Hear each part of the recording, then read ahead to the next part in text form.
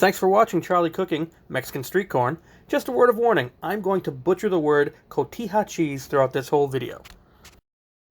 Today I'm making grilled corn on the cob, and as an added bonus, Mexican street corn.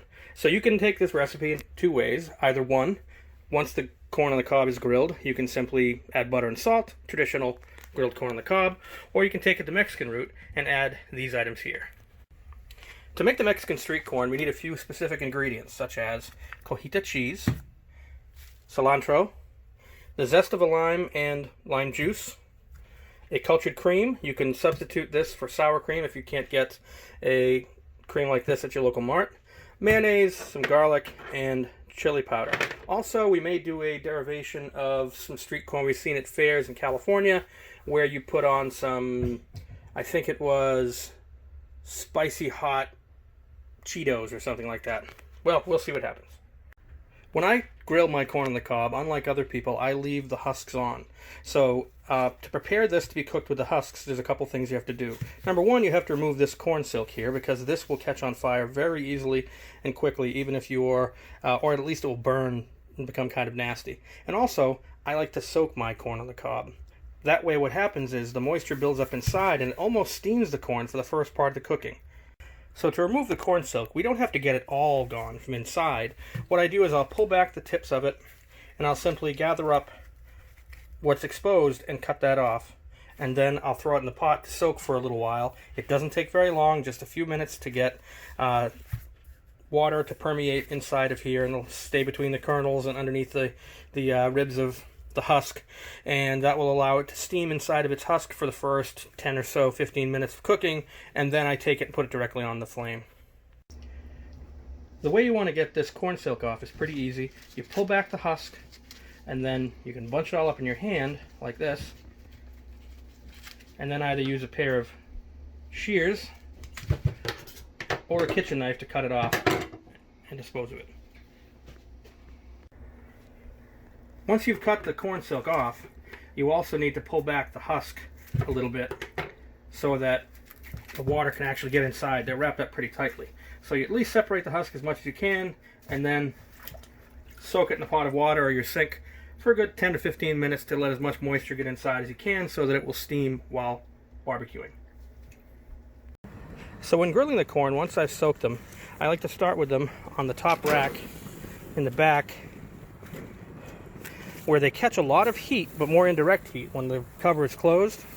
And they'll have a tendency, like I said, because they're pretty wet, to steam inside the husks for a while. So that way you have good, crispy, plump corn that's not dried out.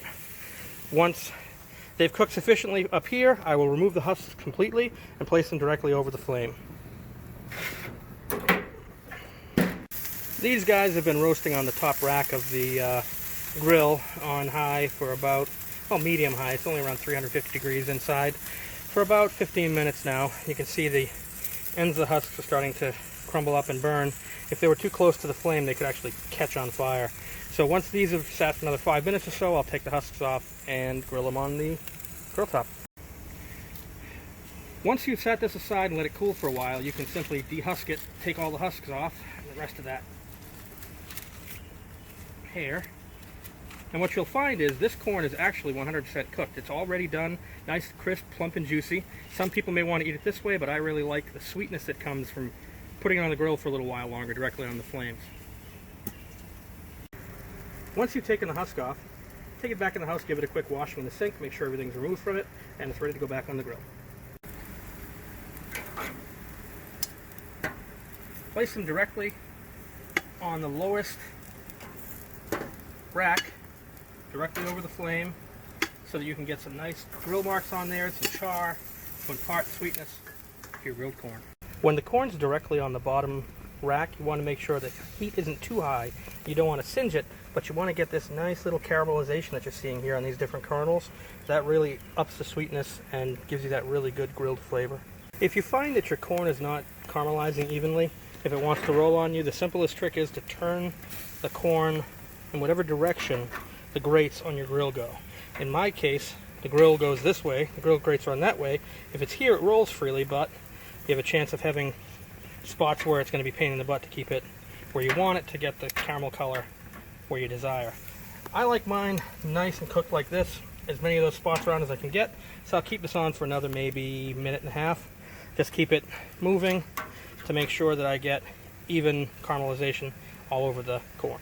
You want to be careful with your grilled corn, you don't overcook it. There's a fine line between nice caramelization and dried out husk of corn. So you want to just get this nice little bit of caramelization on it. You'll notice if you start seeing the kernels retract like these here, are kind of sucking in, they're drying out. That's time to take these off for sure. Maybe it should have been a few minutes earlier. There's a little bit of preparation work to be done if you're making your Mexican street corn. First thing we have to do is to grate the cojita cheese. So I have a grater here, a large side and a small side. I'll try both, see which one works the best. I also have a little fine grater here that I'm going to use to zest the outside of the lime, because we need some lime zest, cilantro, and lime juice. So in zesting the lemon or lime that you're going to zest, you just take very lightly over the outside of it. See that little fine stuff there? That's really all you're trying to get. You don't want to go much deeper than this. You don't want to get to when this, in the lime itself, you don't want to get to when that turns white. You just want to have to make sure there's still color under it. You can keep going.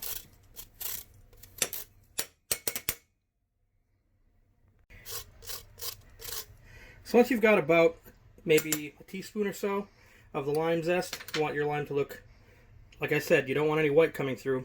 Just a light green shade change. Anywhere where there's some left, you can go over that. You get about a tablespoon of it. You'll have plenty of lime zest. It releases a lot of essential oils. Smells really, really fabulous. Adding that to the sauce is going to really give it a punch of flavor.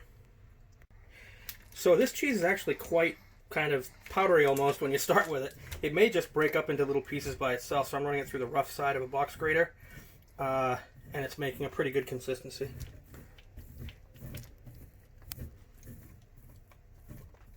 So I've got the setup mostly done. We've got the crema, lime zest, lime juice, garlic, mayonnaise, the cojita cheese, and now we need about 1/2 cup of cilantro. So it's a 1/2 cup mayonnaise, 1/2 cup of the cream, 1/2 cup of cilantro chopped. You just want to kind of give this a rough chop. We're going to get about a 1/2 cup of this. Once you've got a bunch of it here, we can just kind of mince it up. Now we combine all the ingredients. We have 1/2 cup of mayonnaise, 1/2 cup of the crema,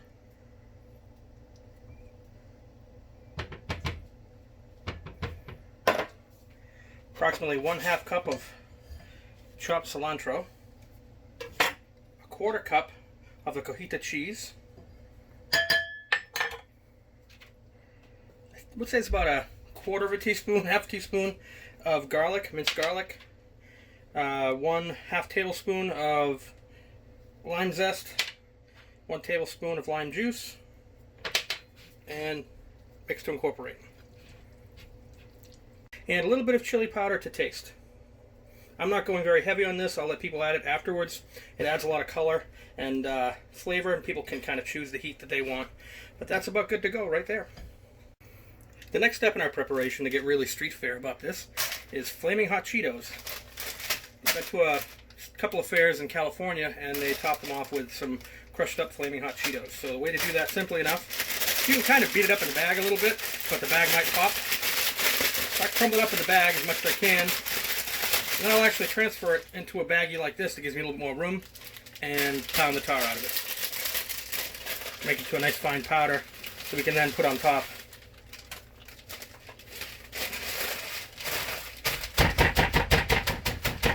Actually, the easiest way I found to make this into a fine powder is by using a rolling pin. Just let most of the air out. You don't want to have a whole lot of air in there because it'll get a pop on you. And then just roll over it, and we'll turn it into a nice little dust that you can then add on top. Okay, so what you do once you've got your basically almost an aioli mixed up is you can either brush it on, scoop it on. If you have, here we go. I was going to say if you had a squeeze bottle you could squeeze it on, but it's a little bit thick and chunky. So once you have your corn completely coated, it's a little bit hot to the touch. You take it and you roll it in the cheese, and then you can roll it in your Flamin Hot Cheetos. Once you've got it rolled, you can add a little bit of cayenne pepper or chili powder, and some fresh cilantro. There you have Mexican street corn. And this is the final product with the Flamin Hot Cheetos, a little bit of extra cilantro and cheese as a garnish. You can leave out the Cheetos and just use the chili powder if you'd like. You can leave that out even because I did add some to the mixture. All in all, interesting. Happy with the results. If you enjoyed this video, please like and share. Also, hit the subscribe button to see more videos like this in the future.